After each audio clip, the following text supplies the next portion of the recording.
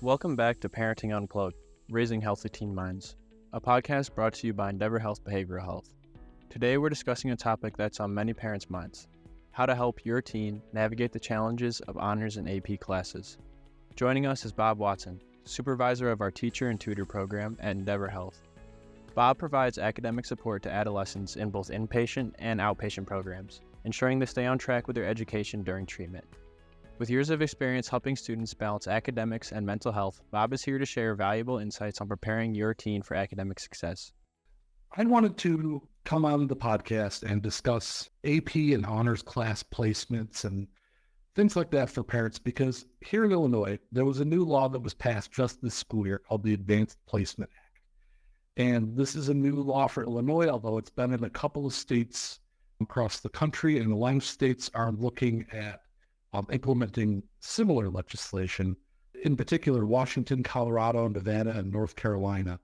And the purpose of this law is to say that based on testing scores that children get when they take, let's say, the PSAT or the pre-ACT or whatever their other state tests are that they have, they are considering requiring schools to advance children into the next highest level of academic rigor and coursework. And so what that means is that a student who is in an average level of classes, if they score well enough on a state standardized test or a pre-ACT class, they could, for the first time in their life, be suddenly taking an AP course or a dual credit course or an honors level course. And this applies at all levels of Illinois education now. And it's this idea that we should be taking children who can test well and putting them in a situation where they can now have more advanced schoolwork and more advanced coursework than they're used to having. This is a big change from the way it's been in the past. Could you clarify how the Advanced Placement Act will change for the academic experience for students and what parents should watch for?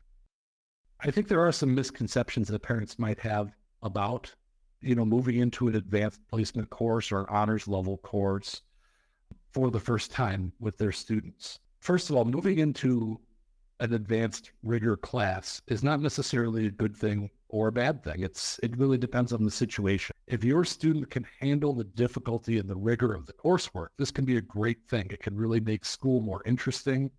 It could set them off on a path towards a career that they were not necessarily interested in before, or maybe would just increase their motivation to kind of work towards it. It might just increase their interest in working towards any career. But that said, I think that oftentimes we think that these standardized test scores are a reflection of their readiness for academic rigor, or maybe it's a reflection of their willingness to be more participatory in an honors or an AP level class. And I don't necessarily think that that's always true.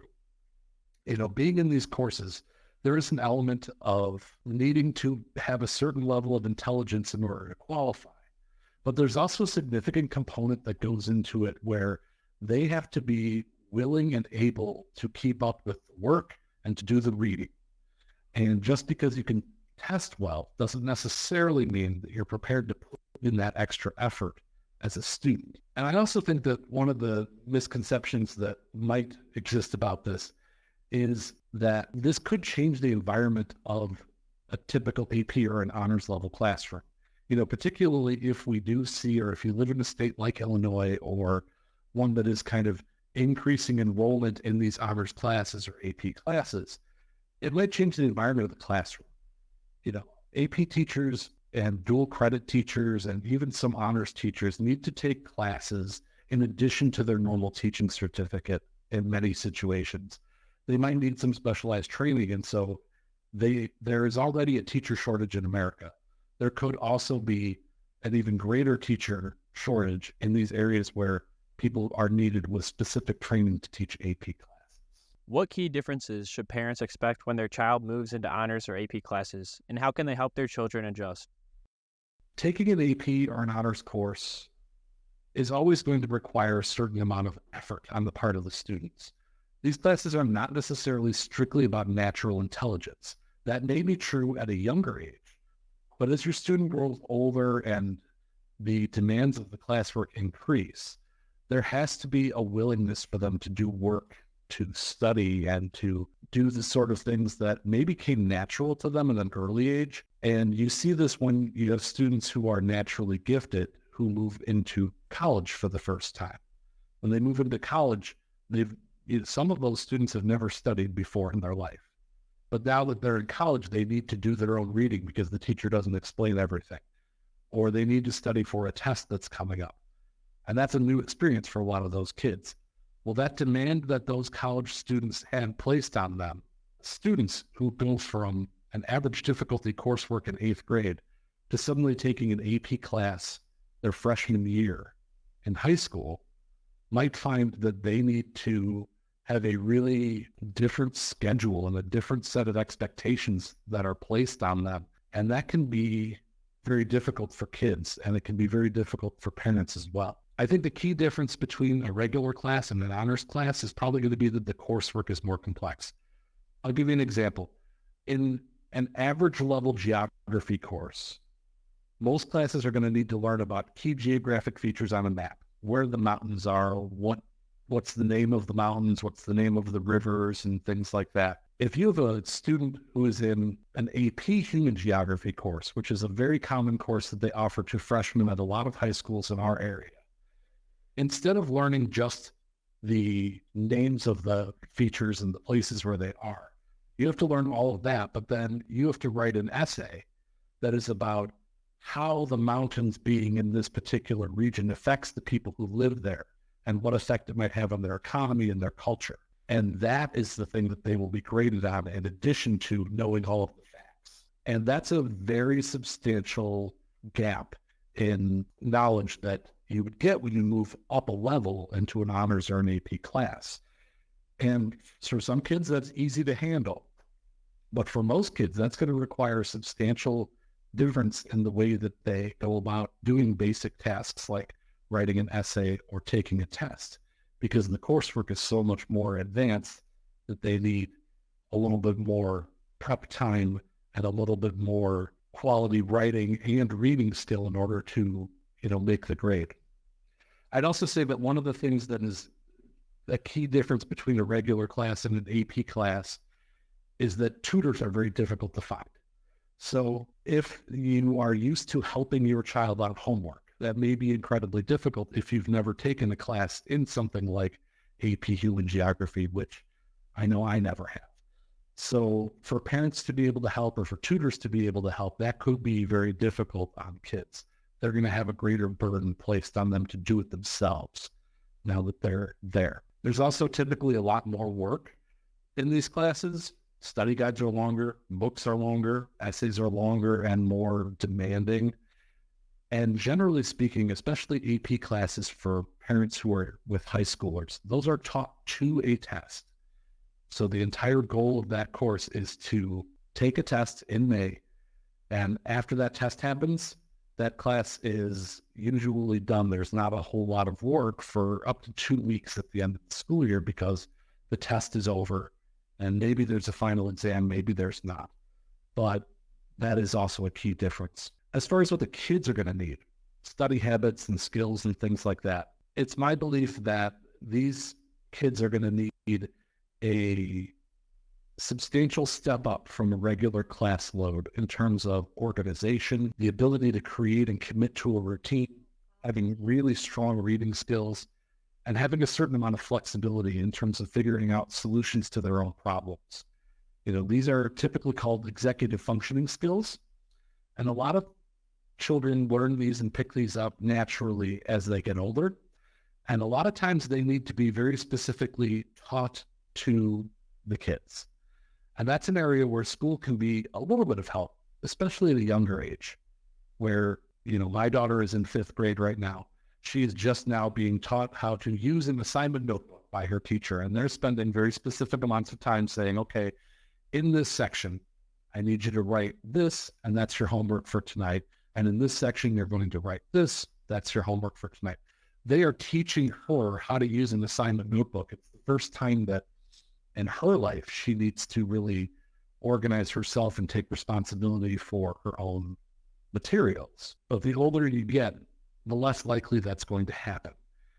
You certainly aren't going to see a lot of high school teachers stopping their class to say, all right, everybody, we need to take some time to write in our assignment notebooks now.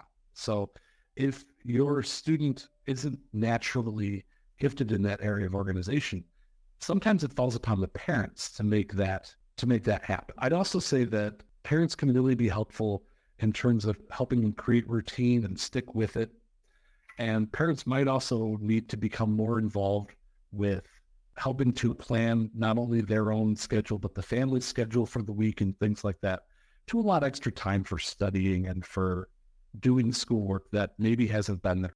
What are some common behavioral changes that parents should look out for as their kids adjust to increased academic demands?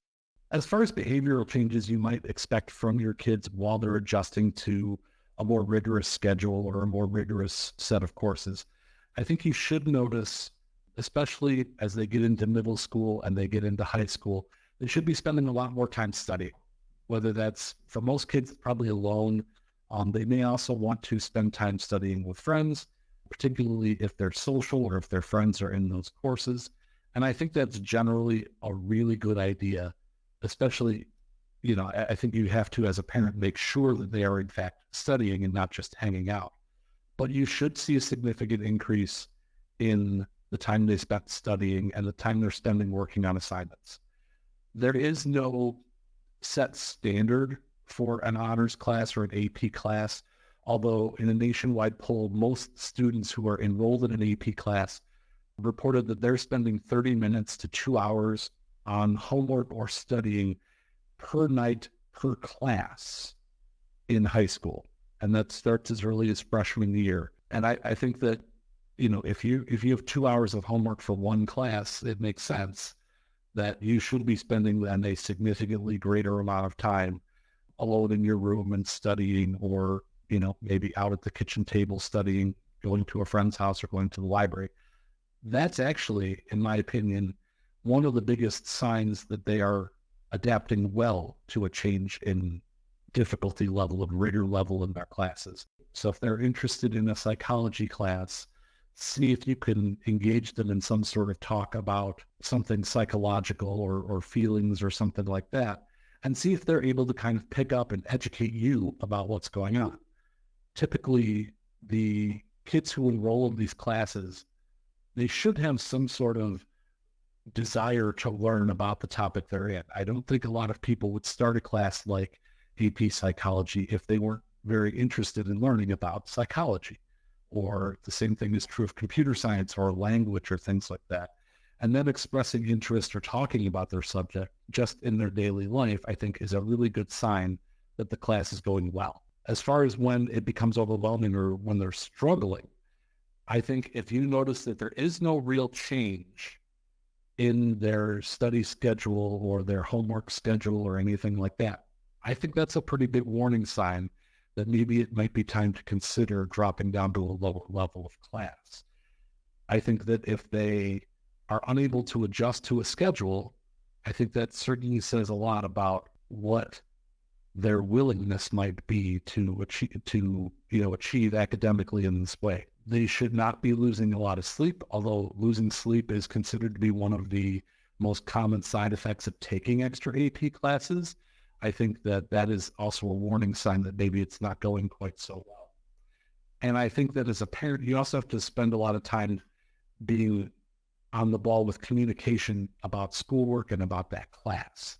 So if, as a parent, you're talking with your child and you say, how's AP psychology going? And they say, oh, it's terrible, or I don't want to talk about that, or something where they're expressing irritability and avoidance in particular about that class, that might be a warning sign that it's becoming a little bit too much. When should parents intervene? I think when you start to see instances of doubt, especially now in September when we're recording this, so that's early in the school year, the earlier you are able to adjust the schedule, the better off you're going to be. And some schools require parent involvement in this. Some will allow the students to make their own choice, but calling up the school and talking to the student's guidance counselor, that might be a good way to kind of intervene. And how do we know when it's time? I think that if you notice a child's previous leisure time has completely disappeared, I think that that's going to prevent that kid from having a healthy balance and maintaining strong mental health if they have zero time for friends or zero time for family activities. They need some of that in their life in order to have a happy and productive life. And so when you notice that they suddenly lose all balance, I think that's very telling. You might also get a midterm notice. So if those come out halfway through the first quarter or something, pay very close attention to those, particularly in the classes where your student has accelerated a level, and see what the teacher has to say about that, or, what sort of comments are coming home. Are you getting it possibly failing? That's an indication that maybe we need to go back down to a regular level of coursework. Or are absences increasing? Are there unusual behaviors in class, or a lot of tardies or things like that? Any of those things that are sort of not necessarily academic, but are behavioral in terms of school or getting to class on time or getting to class at all of that is, I think, a warning sign that maybe the class might be too much for them. Maybe not in terms of their intelligence, but in terms of their willingness to do some of the work that goes along with an accelerated class. What strategies can parents use to help their teens manage the increased stress that comes with honors and AP classes? I think that one of the most important things parents can do in order to promote healthy study habits and help them to maintain a schedule, I think it has to be desirable for the kid. And the way to make it desirable for the kid is to teach them to use their phone the way an adult would use their phone. If you have a student who has a cell phone, they're going to use that for social media and YouTube and TikTok and music. But every phone has a calendar on it. And I think that you might have to spend a little bit of time doing some direct teaching from parent to child about how to use the calendar on their phone to do things like block out time for studying, or manage a schedule, or even to put in things like sports practices or family activities that you're requiring them to do on the weekends or during the week or whatever. If you have them put that into the calendar on their phone, that allows them to always look ahead. And you have to teach them to look ahead too sometimes, so that they can make sure they have enough time to get all their work done. And I think that that's only one of the many things the phone can do, but tying the academics to the phone makes it very desirable for them to do so. So often we hear parents talking about we need to take away their phone and we need to do that. And certainly, yes, there are a lot of times where that's an important parenting tool, but making it desirable to use for a purpose is really powerful too. Other things the phone can do for you, I like to keep my personal to-do list on my phone. And so I have a basic note-taking app on there that I use all the time. And some kids can use that like an assignment notebook, where they can write down exactly what they need to do and cross it off as they go. And then Khan Academy. I mentioned there's a lack of tutoring opportunities available. One of the things that there's not a lack of on the internet is educational content. And Khan Academy is fantastic, particularly for math or other STEM activities, sciences and things like that. The kind of subjects where a parent might quickly run out of knowledge on how to help, Khan Academy is available. And there are other sites like this as well, where they're going to offer very targeted 10-minute videos that will teach a topic. Having your child learn how to take notes or do work in a way where they can then reference that online is something they might need to be shown very specifically how to do. That might not necessarily come naturally. I'd also encourage a lot of frequent short breaks. And I know there's a stopwatch app on a lot of apps that you can use to time them. And I think that it's important to show them that and offer that as a alternative to just, I'll change over at the end of this video or something like that, because that does lead into distractions. Setting a timer, especially when it beeps really loudly and is hard to ignore, is a way to ensure that they get back on track. At the start of every school year, I would suggest that parents get their child's login information for their online portal. I know almost every parent that I talk to knows how to get on to look at a kid's grades, but far fewer of them know how to get on to look for where the student would go to find their homework. And I think that that's a really important one to check, especially as they get older, because a lot of teachers are offering an awful lot of support and things like that on their online portals, on their Google Classroom pages or on their Canvas pages for schools that use that. This would allow you to see how much of the optional work are they doing, what sort of resources is the teacher posting that maybe your child wasn't able to find or just doesn't even know exists. And that can also be a really good way to help them check in. I think checking grades is great, but if you're able to check grades, the only thing you can really do is be a punitive parent after the fact and punish them, as opposed to being a proactive parent and saying, hey, you just told me all your work is turned in, but I noticed that there's an assignment missing. Let's work on it together. And then especially younger kids or even middle schoolers, anything you could do to make study time more pleasurable, you should definitely take advantage of. And this works for struggling kids or for kids who have never had a routine or anything like that. Anything you could do to make it a more pleasurable experience is a great idea. For my daughter, what we do is we go on, we do our homework in the dining room area, and we have speakers. So I play some music on the Bluetooth speaker, and then I will sit there with my laptop while she sits there with her laptop, and we'll sit across from the table from each other. She's doing her homework, I'm doing my work, or I'm paying bills, or I'm checking my emails or something like that. And just me spending that time sitting across from her, whether I'm helping or not, I think certainly makes the experience a little bit more social, a little bit more acceptable, and you're modeling good study behavior with your kid. And I do this regardless of whether we have homework or not. She's expected to come home, sit down, do some reading, do some work on the computer or things like that. And whatever you can do to make it more pleasant and more pleasurable, if you want to make hot chocolate for your kid while they're working and then sit down and they're working on an essay while you're, making some food or something like that and talking to them about their day, that's great. As far as older kids or ways to manage and reduce academic stress, I think that the rigors of an AP class or an honors class can quite frequently cause some difficulty for families because of the amount of time that child needs to spend doing work. And so planning any family time in advance, and in particular, letting your older students know this is something that you cannot get out of. It is this time period and this date. And having them use their phone in advance would be having them use their calendar app on their phone to know in advance when it's going to be is a really important thing. I'd also encourage them to, in high school or even in middle school, if this is offered, if they're going to take an AP or an honors class, I think it should be known that study halls are absolutely a great tool to use for those kids. With a lot of the kids that I work with here at the hospital, they come in and they say, I have a little bit of academic stress. And you look at their schedule and it's no wonder.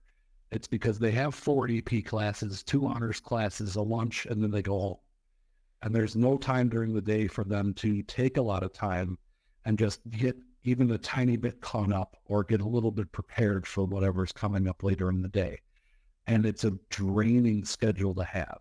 So even just 1 hour of study hall, if we take away an elective or if we take away something that's optional or unnecessary, goes a long way towards helping those kids not only catch up a little bit before they get home, but also prepare, or even just, if they even just find some time to just take a breath during the day, I think that can be very helpful. For some kids, it might be helpful to remove some of those extra distractions. I think that a lot of times you might have to make a choice between them pursuing sports and then pursuing academics and deciding on what the right goal is. And a lot of kids are very stubborn. We see this a lot too, where we have kids who are unwilling to drop the difficult courses. And they just say, I'm struggling, but I'm going to get through it. And, if it leads to further problems with their mental health or with their friendships or with their relationships with their families, sometimes it might be up to parents to involve themselves in changing the schedule. And that might be something that you need to do. How are changing college admission policies affecting the value of AP courses for students? In 2013, they did a study that showed that there was no noticeable difference at all between students who had 0 AP classes and those who took 6 or more in terms of how they performed in college. So to say that AP is a college readiness standard is certainly, it's probably true, or it feels true, but it may not necessarily translate in college performance.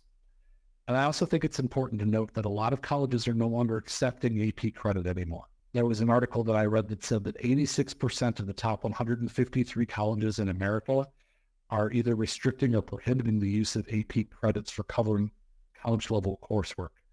And I know this is something that started with a couple of Ivy League schools that said, we're no longer accepting any AP credit for any purpose.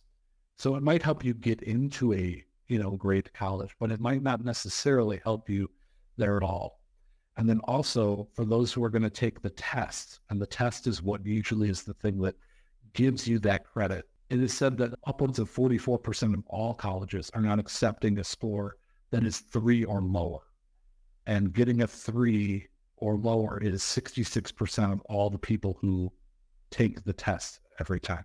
There's also there's an article that I found online also that stated that the average Harvard acceptee took 8 AP classes in high school. And there are some kids who I see come through our programs here who are taking 6 or more in a single semester. And I think that all of this goes to show that AP is certainly important. Honors is certainly an important thing for your kid. It might help them learn a lot in their life. It might make school better, but it's certainly not essential. It's not required in order to get into college. And it may be worth looking at skipping over if it impacts their life in a more thorough way. My 3 final pieces of advice for you would be that it's important as a parent to talk to your child early and often, and particularly now at the beginning of the school year. The first couple of weeks of the school year have a tendency to be a little bit of review, a little bit of getting to know you, and then the academics kind of start in that second or third week and are starting to ramp up. And usually in these classes, they ramp up quickly. You want to make these conversations relevant to them. You want to make working on their work relevant to them.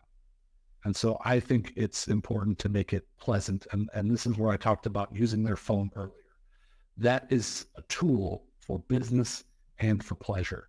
And I think that that really increases buy-in from the students in terms of getting them interested in being a part of this academic process. I think my second thing that's really important is that we need to clarify goals for the academic year. Is it about what you learn? Is it about maintaining a good and positive mental health situation? Or is it about getting grades, getting knowledge, preparing for college to go off into the future? All of those goals are important, and they may not all be achievable together. So what's the number one most important goal?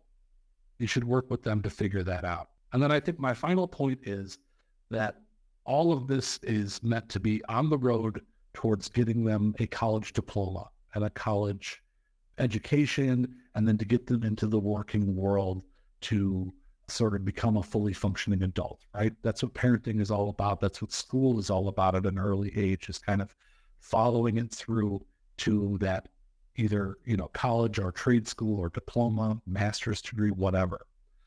As a parent, I think that most parents have an inflated view of what it takes to get into college.